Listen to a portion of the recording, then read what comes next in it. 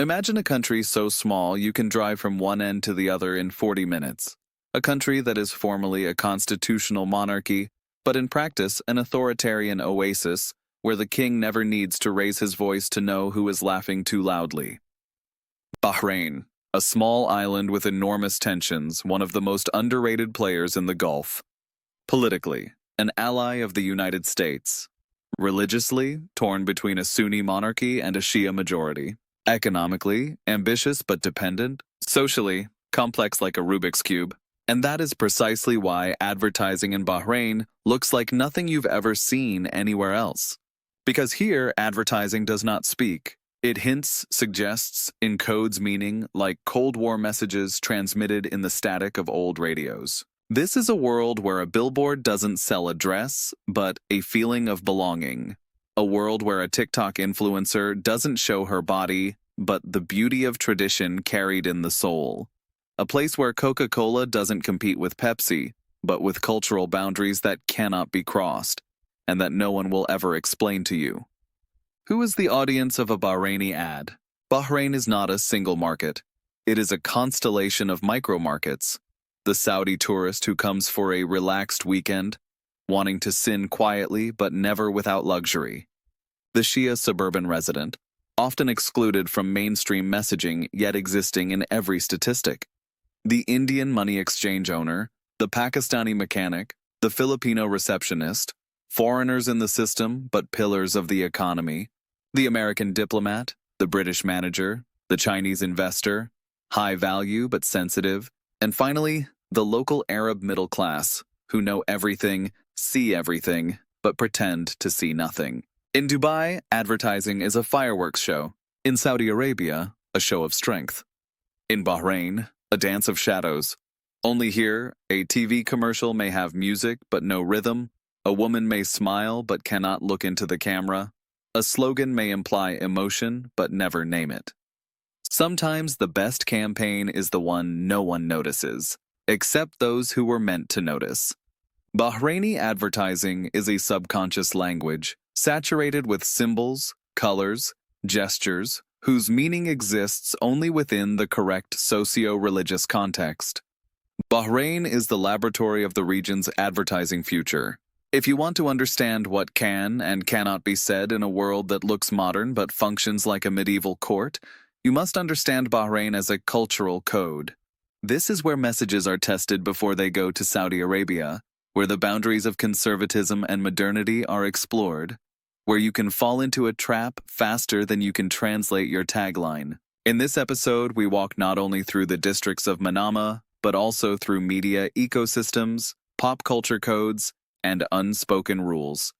We show you a world of ads that cannot look like ads. Let's begin. Bahrain is a market of 5 truths and 1 narrative. At first glance, everything looks familiar. Malls, Carrefour, H&M, Starbucks, Audi, Gucci, billboards with women, smiles, sunbeams. But look closely. Why is the woman shown only to her shoulders?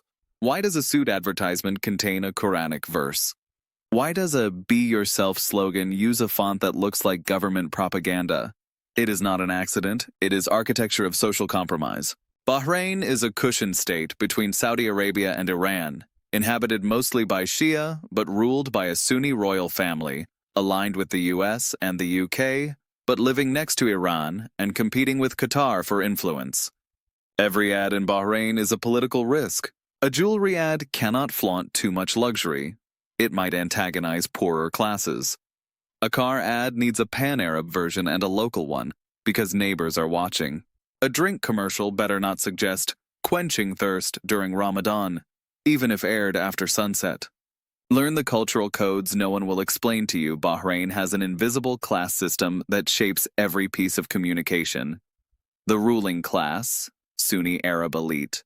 Aspirational, elegant, calm, often styled after European aesthetics with an Arab twist. The middle class, mixed. Safe campaigns full of inspiration and values. The Shia-majority, often invisible in mainstream ads but present in local, social, or religious campaigns. Migrant workers, targeted through unofficial channels, mobile ads, SMS campaigns, shop promotions, leaflets. In Europe, advertising provokes. In Bahrain, advertising avoids provocation like fire. Not because society isn't ready, but because the system doesn't permit it. And brands, they must adapt, otherwise they disappear faster than they can translate their slogans. How do you do marketing in Bahrain without a name? In the Middle East, an influencer is not a profession, it's a political position. In Saudi Arabia, you can be jailed for a tweet. In the UAE, you can be a Gucci ambassador only if you also promote Dubai. In Qatar, a female influencer cannot dance but can review the airport. And in Bahrain you can be famous, as long as no one really knows who you are. This is a kingdom of half-shadows, where influencers don't build a brand but survival, and any brand wanting to work with them must learn to play the same game. Where does real marketing happen? Not on billboards, not on TV. The tools are Instagram, faceless, filled with Quran quotes and products for the soul. Snapchat, closed social circles, semi-legal local stories. TikTok, used cautiously, coded, heavily self-censored. WhatsApp and Telegram, viral PDFs, trusted circle promotions, mobile micro-campaigns. Officially, there are no marketers, no agencies, no names, and yet hundreds of thousands buy that specific cream, that eyeliner, that perfume. Bahraini society, especially among the Shia-majority, merges two worlds, the world of religion and authority, and the world of beauty, consumption, and pop culture. But these worlds cannot meet on screen. Thus, hybrid communication emerges. A female influencer reviewing perfumes without describing their ingredients, only spiritual impressions. A Shia religious scholar who does not recommend but subtly hints what is pure of heart. An elderly woman from Muharraq filming recipes with, "And this flower brand, you know you can trust it." That is not advertising. That is social testimony. The traps of collaboration US and UK companies often make the same mistakes, trying Western-style influencer collabs, demanding statistics, affiliate links, real names, asking for numbers that are irrelevant in Bahrain. The result? Campaigns blocked by the Ministry of Information. Influencers disappear. Brands earn the reputation of arrogant Westerners. In Bahrain, you do not ask about reach. You ask, does your mother trust this person? What cannot be shown? The list is invisible, but very real. A woman's face without makeup, too personal. A woman's face with makeup, too provocative. A man recommending products for women, taboo. Testing a product on yourself on camera, an intimate violation. What is allowed? Quran quotes paired with a package of dates. The word baraka, blessing, with a food product. A child in the background with the caption, tradition that connects generations.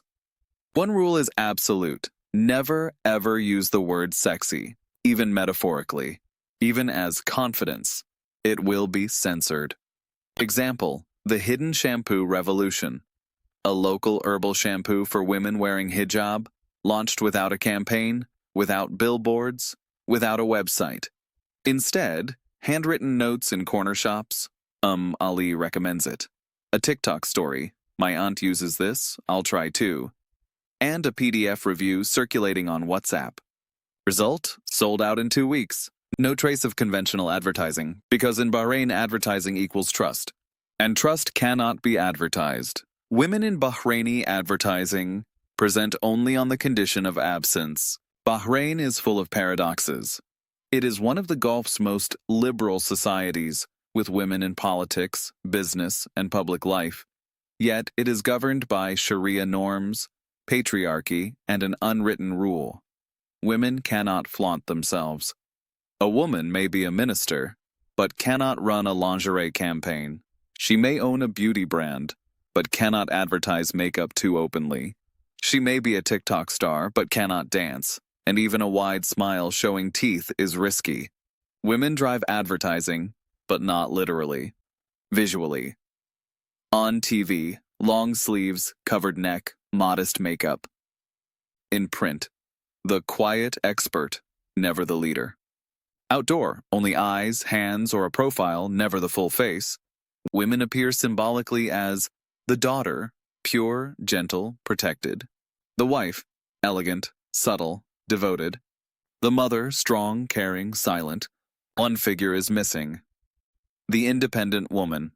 She cannot be shown. In some circles, it is punishable. Regulation and self-censorship, the invisible wall. There is no official document saying a woman must be covered in ads, but everyone knows it. So a secret code of preventive rules exists. No legs, no lips in motion, no dance-like poses, no suggestive gestures. A woman can exist, but as a shadow, a voiceover, a silhouette behind a curtain, a metaphor.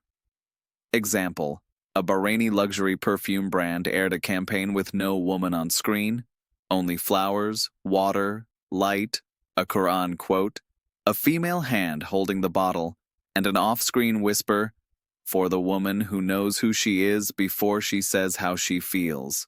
It became a hit, because it wasn't about a woman, it was about womanhood. When a woman shows too much, recent cases. A female influencer posted a full makeup, no hijab video, campaign removed, account banned, brand apologized. A women's fitness ad with a woman jogging in leggings, blocked by the ministry. A cooking blogger filmed without covering her hair. Threats, silence, she eventually left the country. Bahrain does not punish formally. Bahrain punishes socially. Brands that adapted successfully. Some global brands learned the logic. Dove, Real Beauty, featuring hands, eyes, quotes. Nike, female voice, no face, internal strength. Nestlé, a Mother's Day campaign with an empty chair and children's words. Women are more present in sound than image. Their voices narrate, guide, inspire. But the body must disappear. Remember, advertising in Bahrain is not about you. It is about who you are in the eyes of others. In a world where family honor is currency and generational ties define every decision, from marriage to business, advertising cannot be individualistic. Buy this because you want to is Western. In Bahrain it is, buy this because your father would approve. Or, buy what strengthens family bonds. The heroes of Bahraini ads are the father, pillar of reason, appearing in insurance, investment, real estate ads. The mother, heart of the home, guardian of tradition. The child, clean, disciplined, proud. The grandparents, symbols of legitimacy. Advertising in Bahrain is a moral sermon. Western ads say, "You deserve this." Bahraini ads say, "Because of your loyalty, we are together." Why does it work? Because the family is the real decision-making institution. When modernity goes too far, a smartphone brand made a campaign about a boy running away from home to find himself. It was removed. A counter hashtag praising family unity went viral, and the brand apologized. Because the home is not a burden. The home is sacred. Advertising in Bahrain is a mirror, not of individual desires, but of collective pride. Your mother would be proud of you. Where advertising ends and taboo begins, there exists a shadow zone of products that can be used but not advertised. Sensual perfumes, lingerie, feminine hygiene products, contraception, alcohol sold only to foreigners, erotic items, wide smiles, bold female voices, dance, sexuality, bodily autonomy, female independence. Strategists follow an unwritten rule. Say nothing that wouldn't be accepted simultaneously by your uncle, your grandfather, and your local imam. Marketing passes through 3 filters: religious, social, familial. Only then, the customer. What Bahraini advertising refuses to mention: desire, rebellion, individuality, sexuality, gender identity, non-normative love, mixed relationships, Western decadence. Silence is strategy. The quieter the brand, the stronger the impact. Those who speak too much expose themselves. Those who whisper, persuade. Bahrain is not a market. It is a stage. A stage where power, religion, tradition, and private longing collide. Advertising is not communication. It is survival. The language of half-shadows, where every frame contains more meaning than it shows. Take a billboard. In Europe. Simple. Dresses, a big sale sign, a smiling model. In Bahrain, a woman to the shoulders, a slogan about beauty of the soul, a line about tradition that unites. Take a car ad. In the UK or USA, horsepower, acceleration, speed. In Bahrain, silence, a family leaving a mosque, the father's hand on the son's shoulder. Strength of tradition that guides. The message is understood instantly, because in Bahrain, advertising does not speak, it suggests. Brands that act like in the West fail.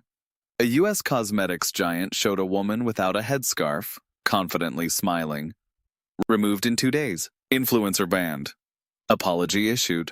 Because in Bahrain, a woman may appear only as a presence in absence. This is the magic of Bahrain. Advertising here must never shame, divide, or challenge. It must whisper, not shout.